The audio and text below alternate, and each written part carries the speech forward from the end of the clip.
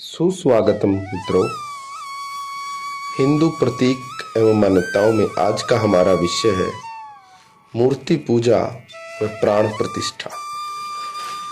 मूर्ति पूजा एक परम पवित्र व मधुर कल्पना है। इस कल्पना से ईश्वर के प्रति विश्वास उत्पन्न होता है। विश्वास धर्म का अनिवार्य तत्व है।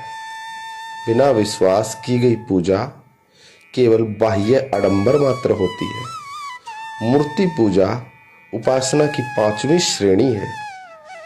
चंचल मन को एकाग्र करने के लिए ही मूर्ति पूजा को माध्यम बनाया जाता है। वैदिक काल से ही मूर्ति पूजा की परंपरा चली आ रही है। शास्त्रों में भी कहा गया है, मनोधृति धारणा सयात समाधि ब्राह्मणे स्थिति अमूर्तो यथिस्था न सयाततो मूर्ति विचिनीयते। अर्थात मन की धृति धारण कहलाती है। ब्रह्मा में स्थिर होना ही समाधि है। परंतु यदि मूर्ति के बिना मन स्थिर न हो तो मूर्ति की आवश्यकता पड़ सकती है। साधक को अपने मन को स्थिर करने के लिए मूर्ति पूजा का आश्रय ले लेना होता है। मनोवैज्ञानिकों का भी मानना है कि भावना को उभारने के लिए भी मूर्ति की आवश्यकता होती है। प्रभु के साकार रूप की कल्पना करते हुए मूर्ति को देखा जाए तो मन में श्रद्धा व भक्ति के भाव उमड़ आते हैं। एकलव्य ने भी गुरु द्रोणाचार्य की मूर्ति बनाकर ही उन्हें मानस गुरु मान लिया था। वह धनुर्विद्या का अभ्यास किया था। बालक ध्रुव ने नारद जी के उपदेश से मूर्ति पूजन किया। वह साक्षात ईश्वर के दर्शन पा लिए थे। भगवान की मूर्ति पूजा देख देख कर साधक के मन में भी उनके दिव्य गुणों को अपनाने की प्रवृत्ति उत्पन्न होती है। भारतीय संस्कृति में उपासना, पूजा, अर्चना तीनों को एक ही अर्थ में लिया जाता है, किंतु इनके अर्थ अलग अलग हैं। उपासना का अर्थ होता है गुरु के समीप बैठकर ज्ञान प्राप्त करना।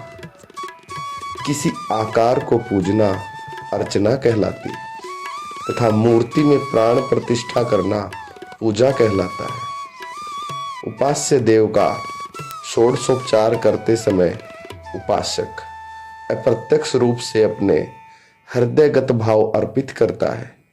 इस विधान में आसन, स्वागत, मधुपर्क, स्नान, वस्त्र, सुगंध, पुष्प, धूप, दीप, नैवेद्य, मालार्पण, नमस्कार व विसर्जन होता है।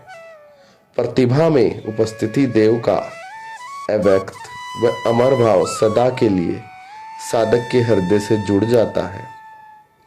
स्वामी विवेकानंद ने तो यह तक कहा है, यदि मूर्ति पूजा ने संसार को रामकृष्ण परमहंस जैसा भक्त शिरोमणि दिया है, यदि उस मूर्ति पूजा में हजारों बुराइयां भी आ जाएं, तो भी मैं उस पर अपनी श्रद्धा बनाए रखूंगा।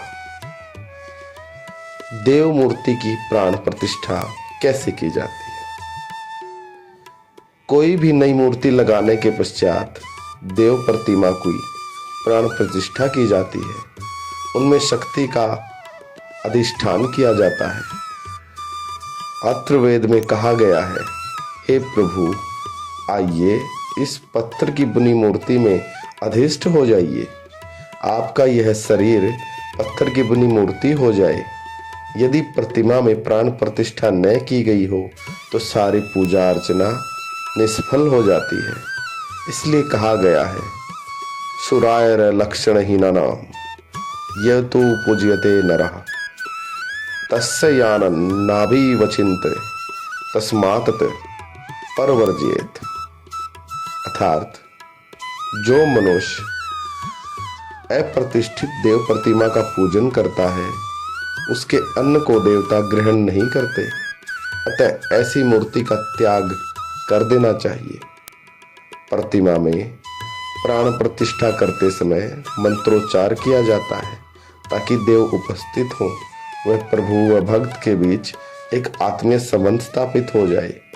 यथा हृदय में इष्ट शक्ति अर्पित वस्तु को धारण करे, बृहस्पति इस उपासना यज्ञ का विस्तार करें तथा उसमें विष्णुदेव उपस्थित होकर आनंद पाएं। चल व अचल रूप से प्राण प्रतिष्ठा की जाती है। अचल प्राण प्रतिष्ठा में मिट्टी या बालू से बनी मूर्तियों का आवाहन व विसर्जन होता है। लकड़ी व रतन युक्त मूर्ति का विसर्जन करें अथवा नहीं, यह साधक की इच्छा पर निर्भर करता है। शालिग्राम का आह्वान या विसर्जन नहीं किया जाता, क्योंकि इसमें सदा भगवान का वास होता है। स्कंद पुराण में कहा गया है, शालिग्राम शिलायास्तु प्रतिष्ठा नेव विद्यते। शालिग्राम शिला की कभी नहीं होती, अर्थात शालिग्राम शिला में कभी प्राण प्रतिष्ठा नहीं होती। धर्म ग्रंथों में स्पष्ट निर्देश है कि खंडित प्रतिमा का पूजन भी नहीं करना चाहिए, लेकिन शालिग्राम व द्वारिका चक्र के लिए कहा गया है। पद्मपुराण में कहा है, शालिग्राम शिला भगना पूजनीयना सच्चक्रा खंडिता सपुटिता वपि शालिग्राम शिला सुवा। अर्थात द्वारिका चक्र के साथ साथ शालिग्राम खंडित हो भी तो भी इसका पूजन करें, क्योंकि टूटा शालिग्राम भी शुभ होता है। वारों के विषय में कहा गया है, तेजस्वनी सेम कृद गृहीदा विधायनी सयादोनदा दृढ़चा आनंद कृत कल्प विनाशिनी च सूर्य दिवारेशु भवेत प्रतिष्ठा। अर्थात रविवार को की गई प्रतिष्ठा तेजस्वनी, सोमवार को की गई प्रतिष्ठा कल्याणकारिणी, मंगलवार को की गई प्रतिष्ठा अग्निदाहकारिणी, बुधवार को की गई प्रतिष्ठा धनदायिनी, गुरुवार को की गई बल प्रदायिनी, शुक्रवार को की गई आनंददायिनी तथा शनिवार को समर्थ विनाशिनी होती है। शास्त्रों में यह भी वर्णित है कि किस नक्षत्र में किस देव की प्रतिष्ठा की जानी चाहिए। रेवती नक्षत्र में गणेश व सरस्वती, हस्त व मूल में दुर्गा की, रोहिणी तीनों उत्तरा की, रेवती घनिष्ठा अनुराधा पुनर्वसु मृगशिरा अश्वनी व पुष्य नक्षत्र में विष्णु की, अनुराधा में सूर्य की तथा पुष्य श्रवण व अभिजीत में इंद्र ब्रह्मा कुबेर व कार्तिकेय की प्रतिष्ठा करना श्रेष्ठ रहता है। चैत, फागुन, ज्येष्ठ, वैशाख व माह में समस्त देवों की प्रतिष्ठा के लिए उपयुक्त माने गए हैं।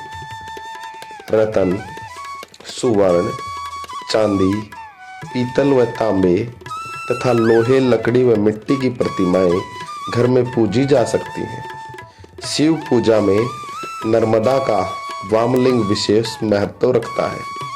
पुराणों के अनुसार घर में पूजा की मूर्तियां अंगूठे के आकार से 12 उंगल तक ही हो सकती हैं, किंतु यह 16 उंगल से अधिक नहीं होनी चाहिए।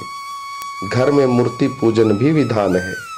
कहा गया है कि अकेली मूर्ति का पूजन न करें, साथ में दूसरी मूर्तियों का होना भी आवश्यक है। घर में 2 शिवलिंग नहीं होने चाहिए, 3 व इससे अधिक हो सकते हैं। इसी प्रकार गणेश की मूर्तियां 3 नहीं होनी चाहिए।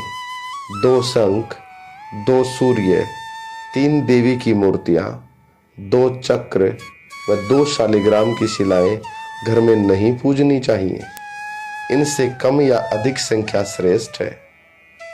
सर्व पूजनों में सर्वप्रथम सूर्य को आराध्य से पूजित कर गणपति का पूजन करें, फिर अंबिका का, उसके बाद महादेव का और फिर श्री हरि विष्णु का पूजन करें। यह कर्म प्रशस्त माना जाता है।